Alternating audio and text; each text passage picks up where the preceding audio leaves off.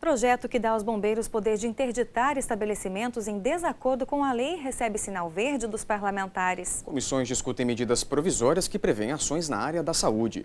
A Assembleia recebe relatório de gestão do SUS dos últimos 8 meses. E ainda, o número de inscritos para a terceira edição do Prêmio de Responsabilidade Social supera o do ano passado. Agora no Notícias da Semana.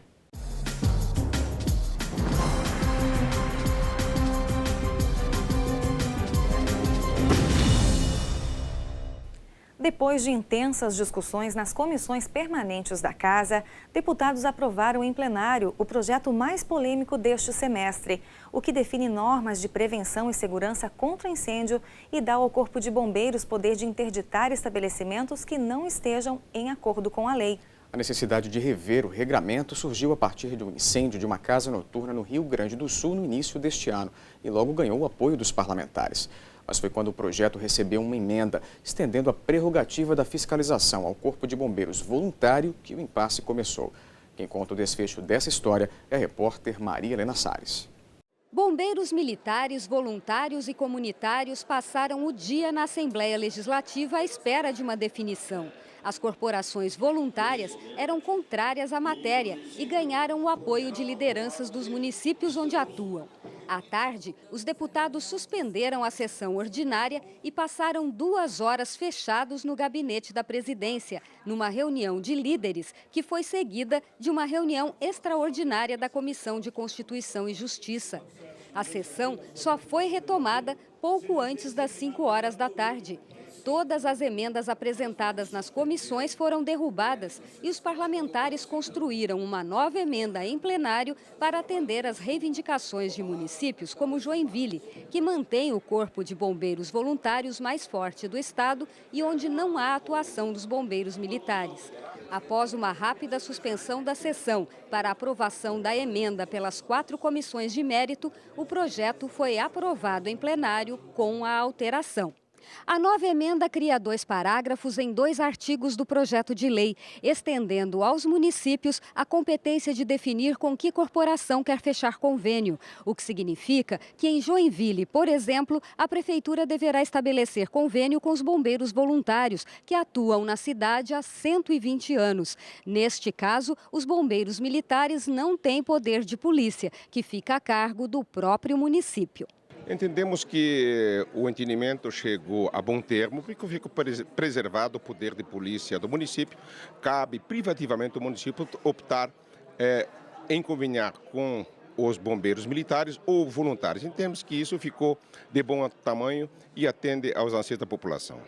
O deputado Sargento Amaury Soares, que defende o poder de polícia exclusivo aos bombeiros militares, criticou o acordo. Nós estamos aprovando uma lei dizendo que em algumas cidades do estado de Santa Catarina, a instituição pública estatal do ente federado Estado de Santa Catarina estará impedida de realizar sua missão constitucional, que é fazer a prevenção a incêndio. Então, é absurdo e não tem como votar mesmo em cima desse acordo forçado, que foi só uma forma de deixar só o bombeiro, então não ampliar para outro tipo de entidade, mas de qualquer forma é uma entidade privada. O novo texto do projeto tem como base as emendas do deputado Darcy de Matos com pequenas alterações. A principal modificação restringe a autonomia dos municípios que têm corporações civis. Com a nova emenda, o projeto de lei autoriza os municípios a delegar poder de polícia apenas a bombeiros voluntários. Antes, a emenda previa a assinatura de convênio com entidades, palavra considerada muito abrangente. Eu fiz as minhas emendas para garantir o que está funcionando bem em Santa Catarina. Onde tem o bombeiro militar, que é o caso de Florianópolis, continua o militar. Onde tem o bombeiro voluntário, que é o caso de Joinville, continua o bombeiro voluntário. Então o projeto foi aprovado, é um projeto que dá a garantia do voluntariado continuar prestando serviço a Santa Catarina, salvando vidas, e mantém o poder, e dá o poder de polícia ao bombeiro militar, mas preserva o poder de polícia também aos prefeitos, que é uma prerrogativa federal. Portanto, eu entendo que nós acabamos bem, e quem ganha com isso é Santa Catarina, sobretudo a vida das pessoas. Outra discussão que em breve deve ir a plenário é das 3 medidas provisórias que prevêem ações na área da saúde. O assunto foi tema de debates esta semana, numa reunião ampliada e conjunta com a participação de deputados e da secretária de Estado da Saúde. O objetivo do debate foi analisar as medidas provisórias enviadas pelo governador Raimundo Colombo à Assembleia Legislativa para a estruturação do plano que visa fazer frente à demanda por consultas, exames, cirurgias e leitos de hospitais no estado. Para isso, as MPs 190 e 191 criam e concedem incentivo financeiro aos municípios do estado para consultas e exames de média complexidade e às centrais de regulação de Santa Catarina.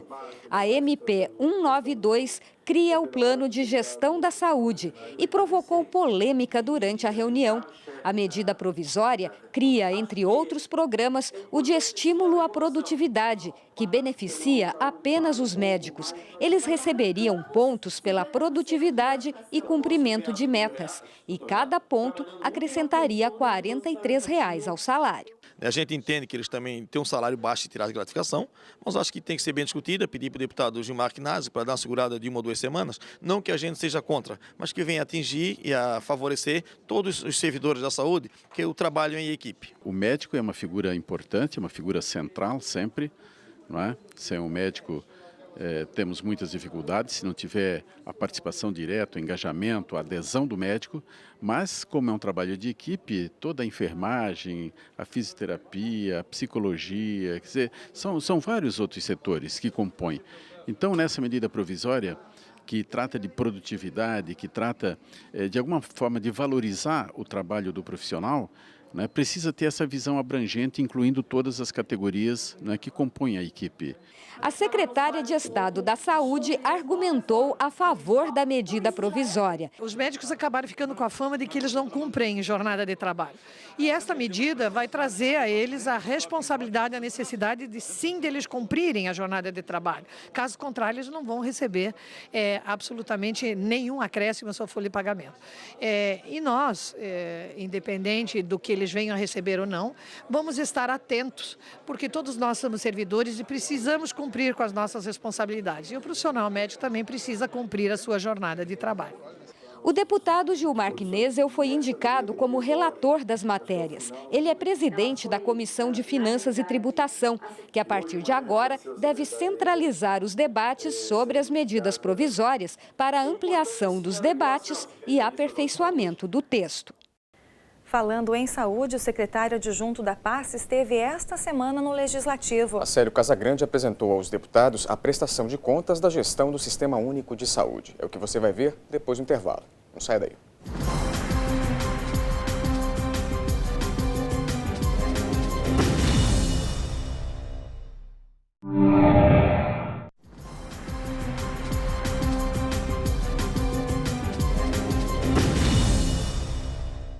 O secretário adjunto da Saúde, Acélio Casagrande, apresentou aos deputados a prestação de contas da gestão do Sistema Único de Saúde. Os números e ações se referem ao terceiro quadrimestre de 2012 e aos 4 primeiros meses deste ano. Promovida pela Comissão de Saúde, a prestação de contas da Secretaria Estadual da Saúde no Parlamento Catarinense cumpre uma exigência prevista em lei. O secretário adjunto apresentou todos os investimentos realizados pela pasta nos últimos meses de 2012 e nos primeiros meses de 2013. Entre as aplicações realizadas pela secretaria, constam a realização de exames, transplantes, construção, reforma e ampliação de unidades de saúde, além de campanhas de vacinação e investimentos no Serviço de Atendimento Móvel de Urgência, o SAMU. Nós tivemos aí, em questão de 2 anos e meio, mais de 52 mil cirurgias eletivas que já estamos fazendo. Só no Hospital Celso Ramos, nesse mês que passou, setembro, nós dobramos o número de cirurgias. Então nós estamos realmente trabalhando em cima do aperfeiçoamento da gestão. E é isso que nós vamos conseguir fazer em todo o estado através das centrais de regulação. Regular o sistema de saúde vai fazer com que nós possamos ter uma avaliação mais correta daquilo que é necessário, daquilo que nós temos, da fila de pessoas que nós temos hoje. Enfim, a regulação e a organização gerencial está sendo feita e vai melhorar. Presente na audiência, o procurador do Ministério Público Federal, Maurício Pessuto, chamou a atenção para a falta de regularidade na apresentação do relatório da Secretaria Estadual de Saúde. Pessuto ressaltou a importância dessa prestação de contas como uma forma de incentivar a participação social no debate sobre os investimentos em saúde no Estado. A gente precisa, em primeiro lugar, criar uma cultura de audiências públicas de prestação de contas em cumprimento da legislação, uma cultura que traga a comunidade efetivamente para a presença nesses atos, nesses eventos. A gente tem ainda hoje uma dificuldade, um comparecimento ainda não expressivo quanto seria necessário. E, em segundo lugar, também nós precisamos evoluir na apresentação desses relatórios para que eles tragam indicadores e resultados que sejam mais ilustrativos e mais visíveis para a população possa entender a apresentação, entender quais são as dificuldades do seu sistema único de saúde e, inclusive, participar e cobrar a melhoria e o aperfeiçoamento da prestação de saúde pública no SUS. Através das várias instituições que participam dessa audiência pública, nós vamos agora elaborar um roteiro, um documento, um guia, roteiro, da forma como a Secretaria tem que apresentar as informações, todos os dados, as informações sobre como vai a saúde no Estado, como é que está a saúde desde a atenção básica, nos postos de saúde, como é que está a saúde nos hospitais, quais são os programas, não é? Como é que está a saúde do povo de Santa Catarina, através destas audiências para apresentação do relatório de gestão. Debates também no que diz respeito às recentes mudanças na regulamentação da vigilância sanitária no país. O assunto foi tema de um seminário realizado em Santa Catarina, primeiro estado a entrar na discussão. O principal foco do seminário era aperfeiçoar o trabalho da Anvisa junto a agricultores familiares, pequenas empresas de economia solidária e microempreendedores individuais. São setores que tradicionalmente encontram maior dificuldade para a regularização dos quesitos sanitários e, por consequência, muitos não estão formalizados. O presidente da Agência Nacional de Vigilância Sanitária, Dirceu Barbano, lembrou que está aberta uma consulta pública para uma nova resolução. O objetivo é regularizar em todo o país as atividades dos pequenos produtores que estão sujeitos a ações da vigilância sanitária. Ela fala, inclusive, da vigilância sanitária poder fazer o apoio em casa para o microempreendedor individual, na propriedade agrícola, no caso do produtor da agricultura familiar, no caso das cooperativas também. Então, ela é uma norma adaptada a uma realidade em menor escala, com a identificação sempre do risco sanitário como ponto principal para a tomada de decisões e a orientação aos produtores. A edição catarinense do seminário foi promovida pelo deputado Jailson Lima. Segundo ele, houve uma mudança no paradigma de atuação da Anvisa. O órgão, reconhecido pela sua ação fiscalizatória, passou a assumir um papel de orientação e trabalhar pela inclusão produtiva. Esse seminário da Assembleia Legislativa é com esse objetivo, de mostrar um novo conceito, de integrar a vigilância sanitária neste novo debate e, principalmente, de mostrar para Santa Catarina o novo papel que o governo federal está tendo, juntamente com a nossa presidente Dilma, de dar uma nova normatização e fazer um novo debate. Por isso, esse nosso papel de aqui na Assembleia, a gente com diversos órgãos, produzir um seminário sobre a economia, eu diria, inclusora do cidadão que estava até agora sem poder verificar um novo horizonte por causa da burocracia. Em outro seminário, a discussão girou em torno dos desafios de Santa Catarina para o Brasil de 2020. Em pauta, temas como mobilidade urbana, emissão de CO2 e crescimento imobiliário. Num estado cada vez mais atraente a visitantes e empreendedores, Santa Catarina tem apresentado um crescimento urbano acima do esperado para este início de século. A cada ano, a construção civil muda o visual das cidades e empurra as áreas verdes cada vez mais para longe. Nas ruas que antes permitiam andar tranquilamente, engarrafamentos e falta de estacionamentos. A preocupação de como ficarão as cidades daqui a 7 anos foi o que originou este seminário realizado na Assembleia Legislativa. O secretário de Desenvolvimento Sustentável, Paulo Bornhausen, diz que o crescimento e a preservação do meio ambiente é possível. Segundo ele, é preciso que ambientalistas e empreendedores troquem os discursos unilaterais pelo consenso. Cada município tem que discutir o seu plano diretor, como quer viver. Se as pessoas querem viver verticalmente, elas vão viver. Se querem viver horizontalmente, vão viver. Não adianta você querer imprimir, isso aqui é o correto para todo mundo. O correto é o que cada um discute na sua comunidade. Então, nós estamos cuidando do que é nosso, estamos aprendendo e vendo o que é nosso para poder planejar. Então, as políticas públicas têm que ser montadas em cima do mundo real.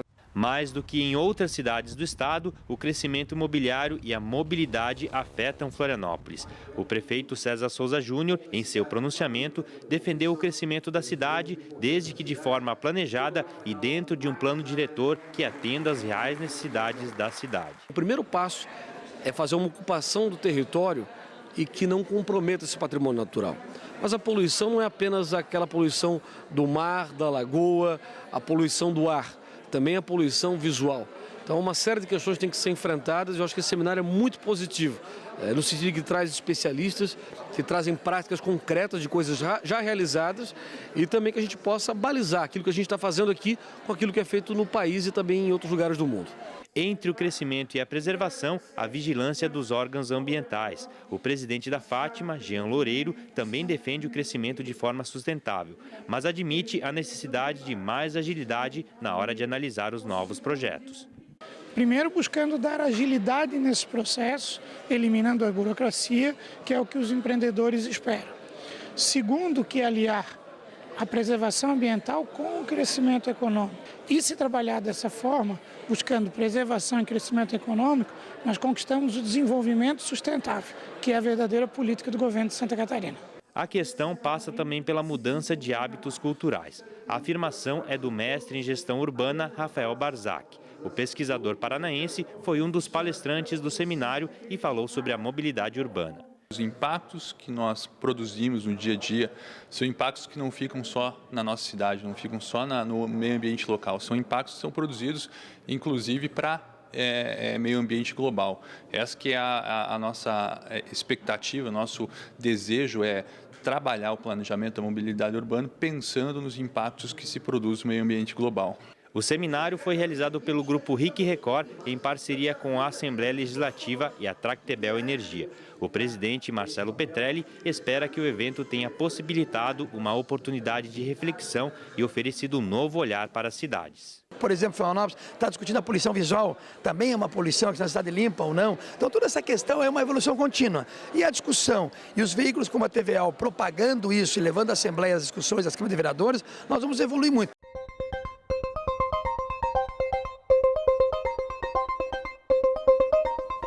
A comissão mista que organiza a terceira edição do Prêmio de Responsabilidade Social da Assembleia divulgou esta semana o balanço das inscrições. O número superou o do ano passado. Este ano, 97 empresas e entidades com fins não econômicos concorrem ao prêmio.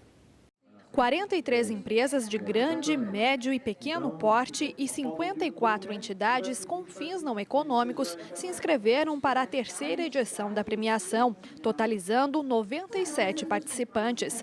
Esta foi a primeira etapa do processo de disputa para o Prêmio de Responsabilidade Social Destaque SC. A partir de agora, as empresas e entidades inscritas vão passar por uma consulta popular e depois pela análise da comissão mista organizadora do prêmio. Essa consulta popular é a primeira fase de avaliação, né? Ela auxilia nos elementos fundamentais para a comissão, que é a opinião que a sociedade vem a ter sobre a responsabilidade social das empresas e das entidades. Então, já fica aqui o convite para que as pessoas acessem ao site da Assembleia e ali coloquem informações que elas têm sobre a responsabilidade social que as empresas e entidades estão praticando nos seus municípios. Finalizando, então, essa fase de consulta pública, a comissão retoma os trabalhos ordinários e passa a avaliação das documentações. Esse processo encerra-se no final deste ano, dia 4 de dezembro, com a premiação e certificação de todos os envolvidos no processo. As empresas e entidades com fins não econômicos que cumprirem todos os requisitos do edital vão receber o certificado de responsabilidade social. As 5 empresas que apresentarem o melhor desempenho serão agraciadas ainda com o troféu Destaque SC. A premiação, criada a partir de uma lei estadual aprovada pela Assembleia em 2004, é o reconhecimento do poder legislativo às empresas e instituições socialmente responsáveis. E veja ainda hoje, Escola do Legislativo inicia curso de formação política em Jaraguá do Sul. Os detalhes em instantes aqui no Notícias da Semana.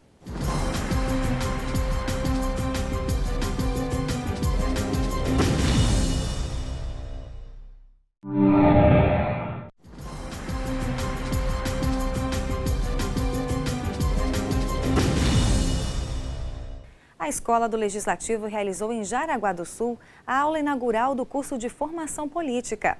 Os conteúdos serão oferecidos a servidores de 7 municípios do Vale do Itapocu. O curso é promovido pela Escola do Legislativo do Parlamento em parceria com a Escola do Legislativo da Associação das Câmaras de Vereadores do Vale do Itapocu. Participam prefeitos, vereadores, agentes políticos e lideranças comunitárias dos municípios de Jaraguá do Sul, Guaramirim, Corupá, Xereder, Massaranduba, Barra Velha e Itaperiú. O objetivo do curso de formação política oportuniza aos participantes mais conhecimento e qualificação na atuação enquanto agentes políticos. É oportunidade para as pessoas conhecerem realmente, com excelentes palestrantes, realmente a atividade do vereador, o que seria o papel do vereador e o diferenciamento entre os poderes. De acordo com o presidente da União dos Vereadores de Santa Catarina e convidado especial da aula inaugural, nem sempre há clareza nas atribuições dos prefeitos e vereadores. Eu vejo que há diferenças, né? Nós, no dia a dia, na atuação do vereador, no que é proposição do executivo, muitas vezes de última hora, né, solicitando regime de urgência. Esses são os caminhos que ainda nós temos temos tido algum problema. E nos mais diversos caminhos também no que diz respeito à atuação do vereador. É muito limitado ainda. O curso de formação política aqui em Jaraguá do Sul será dividido em 4 módulos. Na aula inaugural, o tema debatido foi o papel do vereador versus o papel do prefeito. O palestrante, professor Rogério Duarte Silva, que é coordenador do curso de Direito do SESUSC, em seus apontamentos, especificou as principais obrigações do Legislativo e Executivo Municipal. Rogério enfatizou os limites legais que cada um pode exercer. Quando você tem a clareza do que pode fazer um vereador, do que pode fazer um prefeito, você consegue fazer com que aquele poder exerça a sua função de forma mais correta e principalmente não viole e não interfira no outro poder. Então eu acredito que esse momento que está se iniciando de maior debate entre prefeitos e vereadores vai justamente colaborar para isso. Nos 3 módulos seguintes serão debatidos temas como a importância das comissões permanentes, a crise ética na gestão pública e no serviço público e a reforma política e seus benefícios. A Assembleia Legislativa prestou esta semana uma homenagem àqueles que trabalham pelo fortalecimento da agroecologia catarinense. O ato solene foi realizado pelo Fórum Permanente da Agricultura Agroecológica e Sustentável em Santa Catarina. Participaram do evento deputados, agricultores e entidades ligadas ao setor. A homenagem à agroecologia catarinense teve como objetivo incentivar e valorizar agricultores, entidades e órgãos que atuam nesta área. De acordo com o presidente do Fórum, deputado Padre Pedro Baldiceira, inúmeras ações estão sendo desenvolvidas com o intuito de despertar o interesse na produção agroecológica. Aqui entender a agroecologia como sendo um jeito de ser, de viver, de se relacionar, de se comunicar, vista desta forma ampla, que constrói dignidade e bem-estar ao nosso povo. Então, nesse sentido, nós procuramos, em regiões diferentes, implementar ações que possam despertar cada vez mais a produção orgânica ou a produção saudável e, ao mesmo tempo, também atender a esta demanda importante da nossa sociedade. Santa Catarina se destaca nacionalmente pelas iniciativas na área da agroecologia. Das cerca de 190 mil famílias de agricultores, 3.500 já migraram para a agroecologia. O produtor Ivo Durigon, de Descanso, no oeste do estado, iniciou a produção em 2004. Hoje ele comemora os resultados. Valeu muito a pena. A partir que a gente se tornou produtor orgânico, a gente conseguiu sair das dívidas que nós tínhamos com a agricultura convencional, né? E hoje a gente está muito feliz com isso. O crescimento na produção e no consumo de orgânicos é resultado de inúmeras pesquisas que estão sendo desenvolvidas no estado. Luiz Antônio Palladini, diretor de pesquisa da IPAGRE, explica que entre os objetivos da instituição está a produção de alimentos cada vez mais limpos. Nossos programas de pesquisa, eles têm atuado sempre na busca de variedades resistentes em todas as culturas que nós trabalhamos, assim como também a redução das aplicações de agroquímicos. Isso no sentido da pesquisa. E na extensão, os nossos extensionistas, eles têm levado ao agricultor sempre as tecnologias, montado grupos, tendo pessoas que estão dispostas a fazer a agroecologia, então eles trazem as tecnologias e acabam implantando nas propriedades. Conforme o deputado Dirceu Dresch, a agroecologia tem se destacado em Santa Catarina com um aumento significativo no consumo. Em 10 anos, cresceu 40%. A sociedade brasileira vem melhorando sua renda e um dos grandes desafios dessa sociedade que melhora a sua renda é viver com qualidade. E uma das questões centrais é a qualidade dos alimentos que essa população consome, né? Então, há uma busca muito crescente de produtos agroecológicos, produtos orgânicos. E aqui em Santa Catarina, em especial, nós temos uma oportunidade muito grande, porque a agricultura familiar tem condições de oferecer um produto diferenciado. E o Notícias de hoje termina com um passeio pela Galeria de Arte Maia Filho. É lá que está montada a exposição de réplicas de algumas das principais obras do artista plástico Willy Zumblick, que acaba de completar 100 anos de nascimento. Luzes de LED foram usadas para destacar cada detalhe das telas e deram às obras uma luminosidade toda especial. A beleza das procissões da Festa do Divino. O dia a dia dos tropeiros. A alegria do boi de mamão.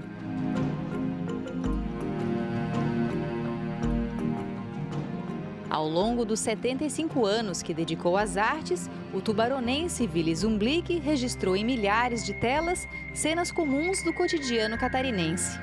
Pintou as tradições, os tipos característicos, fatos históricos, particularidades da natureza.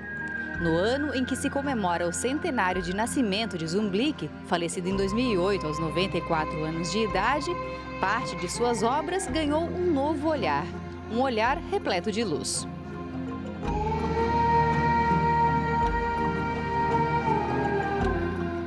Montada no hall da Assembleia Legislativa, a exposição Zumblick Iluminado, uma galeria de arte feita de luz, já esteve em Tubarão e ainda vai passar por Criciúma, Lages, Chapecó, Blumenau, Joinville, Itajaí e Capivari de Baixo. São reproduções fotográficas de 32 obras do artista, todas pertencentes a acervos particulares e, portanto, pouco conhecidas do público. As imagens em alta resolução foram impressas sobre acrílico e receberam iluminação especial feita com LED. Esse projeto teve a parceria de uma empresa que tem nos ajudado. Nós não poderíamos patrocinar a confecção das telas em LED. A Tractibel compreendeu e comprou a ideia que nós apresentamos junto com Valmiré e o Volney, que são os autores do projeto, e estamos aí oportunizando que outras pessoas conheçam a beleza da obra do mestre Willy Zumblick nesse processo de parcerias com a Tractibel e com as prefeituras municipais. Cores e efeitos de luz e sombra ganharam destaque. Um resultado iluminado.